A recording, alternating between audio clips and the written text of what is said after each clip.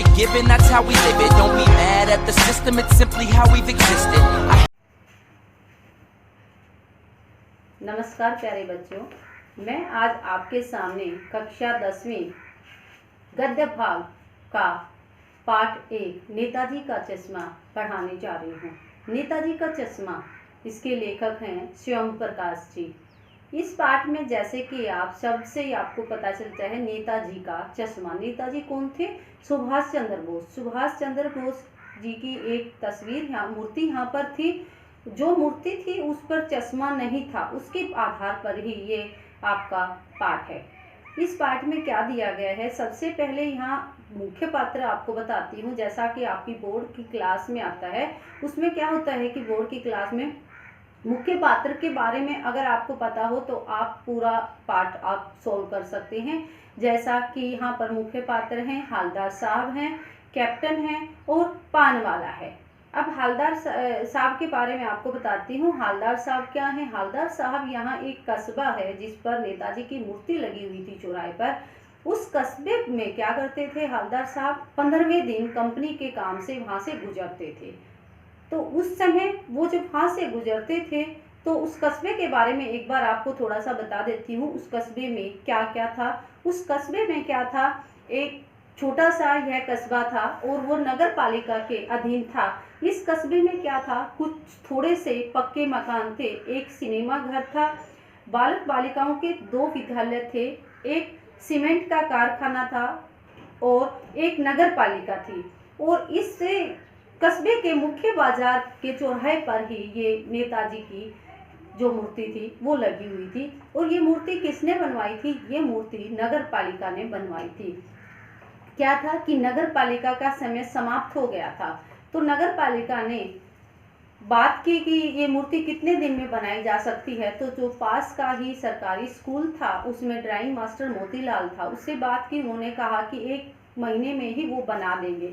इस तरह वो मूर्ति बना देते हैं और मूर्ति में चश्मा नहीं पहनाते। चश्मा के बारे में यहाँ पर थोड़ा सा कहा गया है कि या तो चश्मा मूर्तिकार लगाना भूल गया, तो इस तरह से यहाँ बताया गया है, या उसके पास समय की कमी के कारण वो नहीं बना पाया था। अब इस मूर्ति के बारे में, जो नेताजी की मूर्ति थी उसके बारे में थोड़ा सा आपको बता देती हूँ। चश्मे के बारे में तो मैंने आपको बता ही दिया, अब बता देती हूँ कि ये मूर्ति जो थी वो किस प्रकार की थी। ये संगमरमर की मूर्ति थी, संगमरमर की मूर्ति थी। और यहाँ जो है इसी जब कोई मूर्ति होती है तो वो क्या होती है कि ये एक टोपी की नोक के बारे में बताया गया है। यहाँ की बस्ट किसे कहा गया? टोपी की नोक होती है, नोक से लेकर दूसरे बटन तक, कोट का जो दूसरा बटन होता है उसके हिस्से को बस्ट कहा जाता है।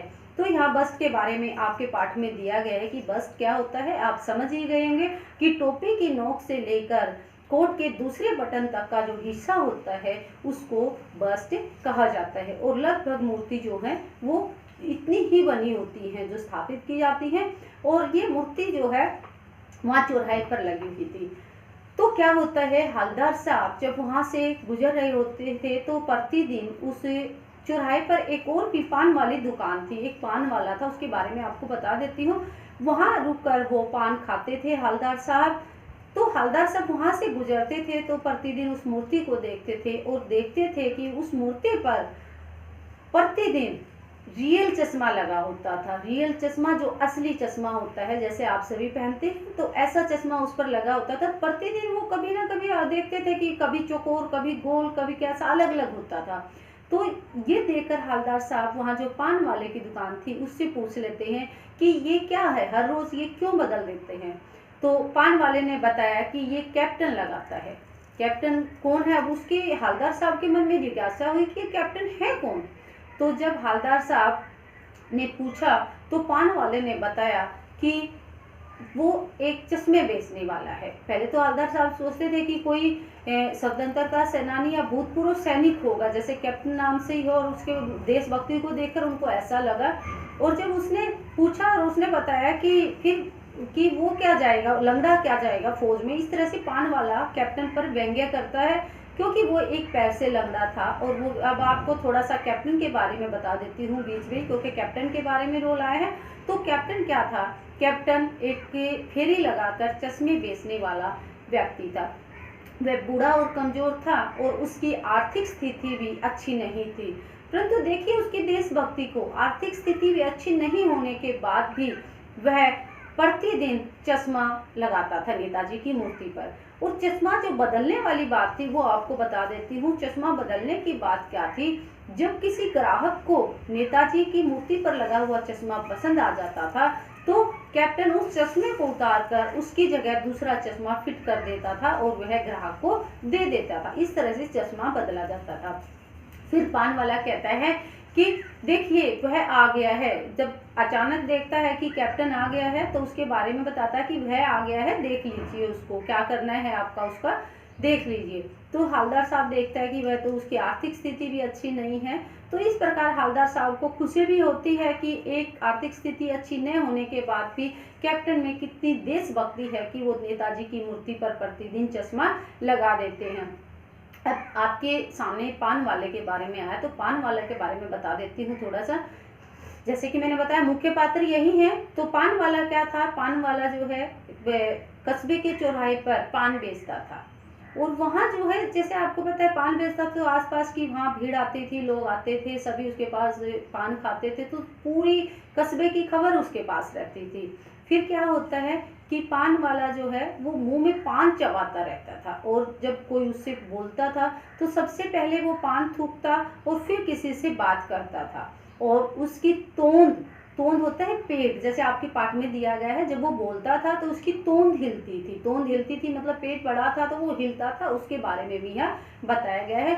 और उसके दांतों के बारे में बताया गया है कि किस प्रकार पान वाले के दांत लाल काले पड़ गए थे। लाल काले क्यों पड़ गए थे, पान खाने के कारण लाल काले पड़ गए थे। अब क्या होता है कि जब हवलदार साहब हर रोज आते हैं, देखते हैं चश्मा बदला होता है तो हर रोज का ये देखते हैं। एक दिन क्या होता है कि जब हवलदार साहब आते हैं तो वहाँ देखते हैं कि सभी दुकानें बंद हैं चौराहे पर। तो दुकानें बंद देखकर वो आते हैं और पान वाले से पूछते हैं क्या बात है, आज सभी दुकानें बंद क्यों हैं। तो पान वाला कहता है कि कैप्टन मर गया और उसकी आंखों में आंसू आ जाते हैं। देखिए ऐसा जो पहले उसका मजाक उड़ाता था और उसकी मृत्यु पर कैसे उसकी आंखों में आंसू आ जाते हैं। तो तब हवलदार साहब को बड़ा दुख होता है, वो चले जाते हैं। अब 15 दिन बाद फिर वापस आना होता है तो हवलदार साहब जो जीप के ड्राइवर को बोलते हैं कि अब गाड़ी यहाँ मत रोकना, सीधे चलना, क्योंकि उनको था कि चश्मा लगा नहीं मिलेगा नेताजी की मूर्ति पर, उनको दुख होगा। तो क्योंकि हवलदार साहब के बारे में भी आपको बता दूं, हवलदार साहब के अंदर भी देशभक्ति की भावना कूट कूट कर भरी हुई थी। जैसे कैप्टन के अंदर भरी हुई थी बताया गया है, वैसे उनके अंदर भी देशभक्ति की भावना कूट कूट कर भरी हुई थी। तो अब क्या होता है कि वो ड्राइवर को कह देते हैं हवलदार साहब कि नहीं रोकना।